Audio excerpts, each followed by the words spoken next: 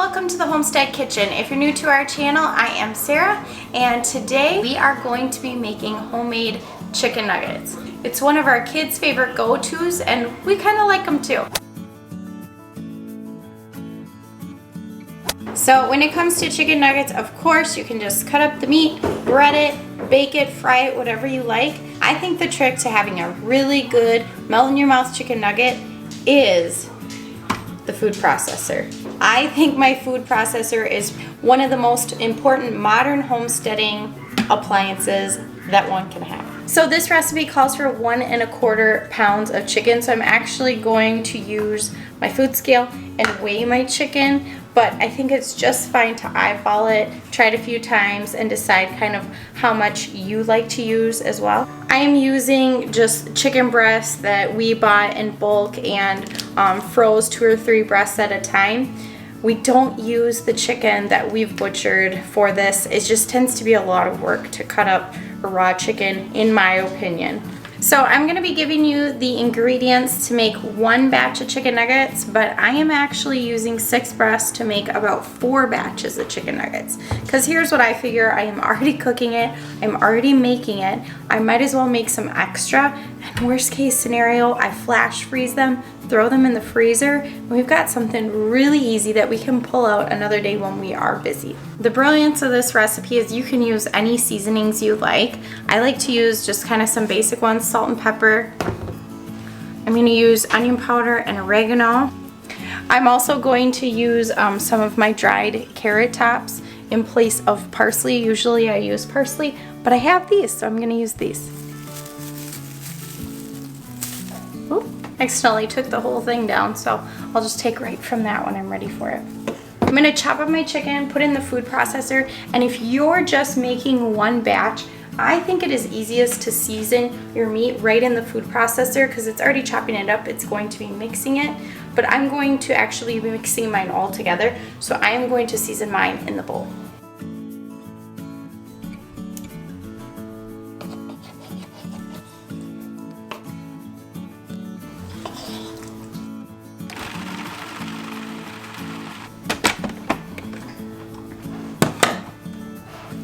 Oh yeah, it's like ground chicken.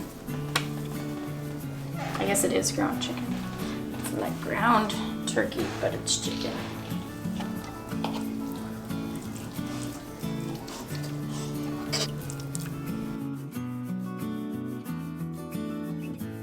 So if you ground up just 1 batch of chicken and you seasoned it right as you were chopping it up, it'll be great and it'll be ready to go. But I'm going to season mine in the bowl. So for every batch, I'm going to add about 1 teaspoon of salt. I'm using pink Himalayan salt, so I can always go a little less salt because this seems to be a little more potent.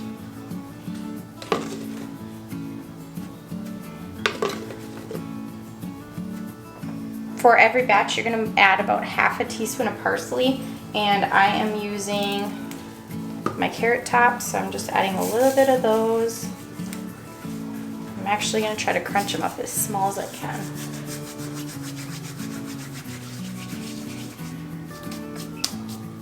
For every batch, I'm going to add about 1/2 tablespoon of oregano.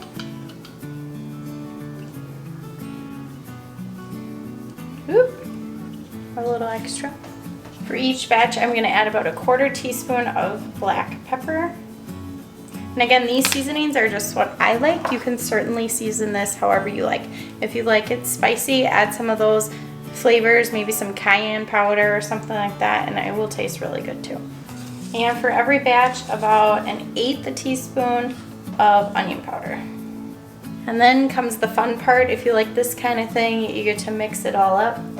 My ring off, if you like that sort of thing. Again, why it's really nice to be able to mix it right in the mixer.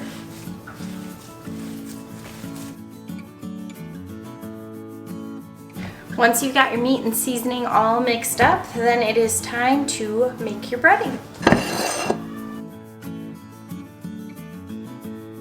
For every batch, I'm going to use 2 eggs in a separate bowl for my breading.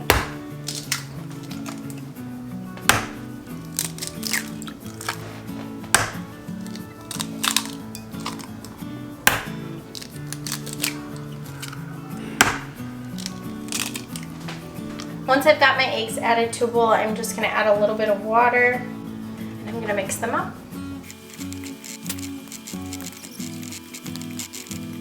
So the next step is to make my breading, and I am just doing a simple flour breading. I'm just putting it in a pie plate or a shallot pan will work really well. Not even measuring it. And then I'm just adding a little bit of salt and a little bit of pepper.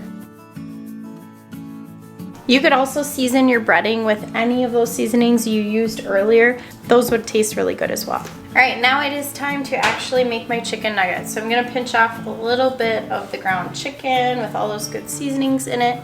And I just like to make a ball.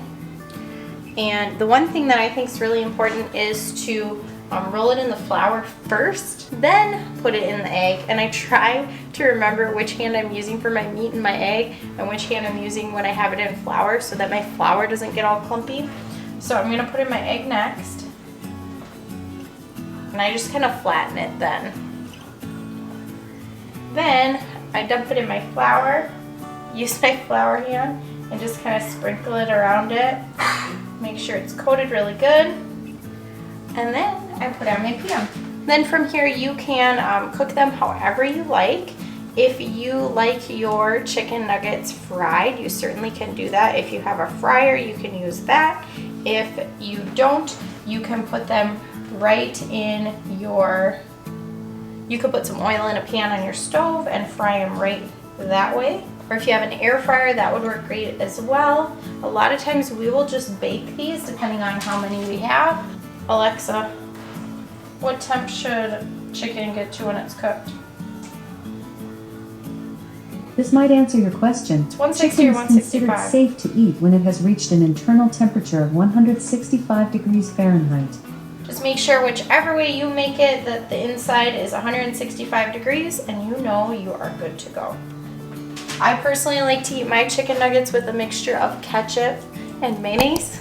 Matt really likes a homemade honey mustard, and the kids, they quite enjoy plain old ketchup.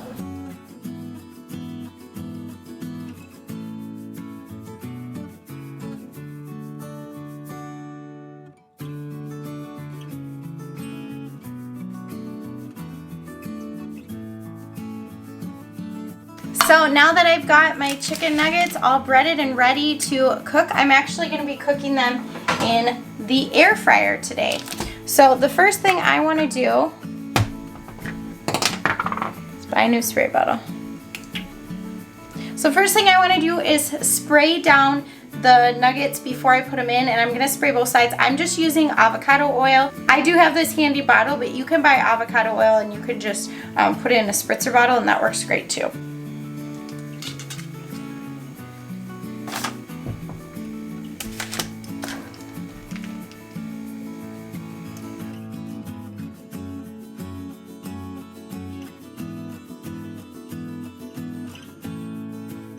And I am baking these for 10 minutes at 375.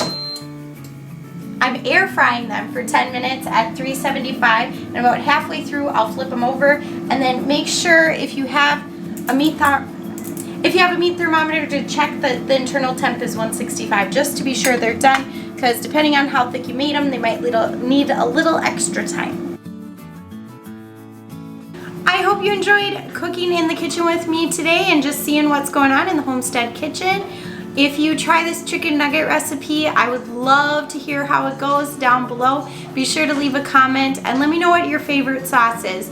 Ketchup, that ketchup mayo mix I like, some honey mustard, or do you like something different? Maybe barbecue, ranch? There's so many options, right? Thanks for watching. If you like this video, be sure to give it a thumbs up and subscribe down below. Glad you got to see me again. Bye. So after we had a couple meals off of these, we still ended up with a whole tray full that I'm going to flash freeze, throw in the freezer, so when we're busy we can have a couple. Since these are so full of meat, 1 or 2 seem to be enough for the kids and 2 or 3 seem to be enough for Matt and I.